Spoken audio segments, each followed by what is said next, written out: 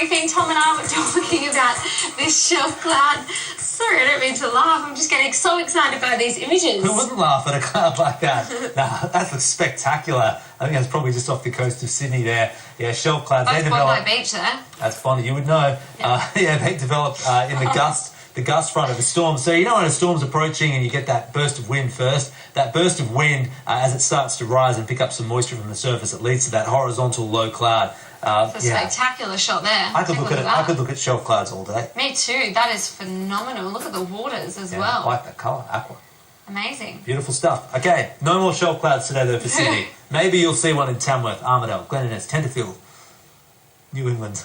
No more for Sydney though. No. For at least a couple of days. Well, tomorrow's storms will actually return to the central and southern ranges, and they may creep towards the western parts of Sydney. That's possible. Yeah, we've had the chance of showers and storms pretty much every day this week in Sydney. We'll be keeping you posted how that unfolds. I'll have more on that in my capital city report shortly. For the time being though, we're taking you to the United States now. In the wake of those dangerous wildfires that were gripping parts of California, we've now had torrential downpours and mudslides.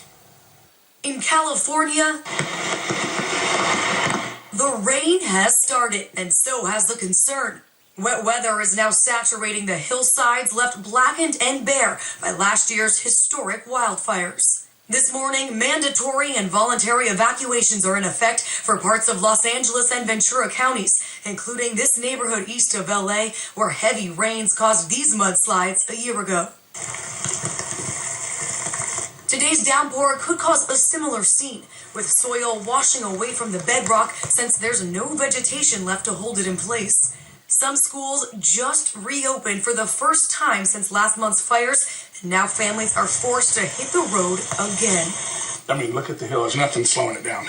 People are getting ready by filling up sandbags. Water will come down my street, and my fear is it coming up and over the sidewalk into my front yard and into my front door. It all comes as the cost for weather-related disasters reaches a record high, $306 billion in the U.S. in 2017.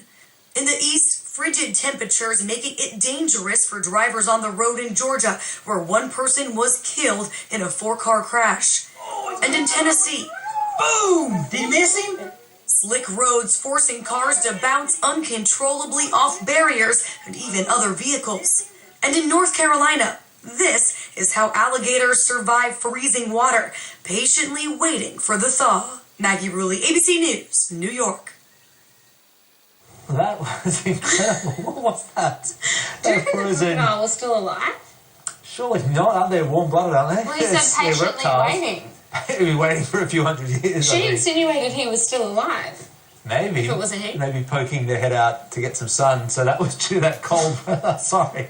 I wasn't expecting that to come up at the end of that California package. No, it's been a year of extreme, not a year of extremes, but a couple of months of extreme weather across California. Yeah, well, that ice is now melted, though, because they've got warmer weather now in the eastern USA. So hopefully we can get another shot and we'll find out if the alligator's alive or not. Oh, wow. Phenomenal images there. Okay, well, severe weather isn't really hitting you in Queensland today. No frozen alligators or crocodiles, of course. And no storms. Apart from that There'll be some. far north corner there. Yeah, and also the North Tropical Coast, and also the southern Darling Downs. But you're right, most of the state's looking pretty dry today. Okay, New South Wales, showers and storms in the north, most likely on the northern ranges where they should be severe.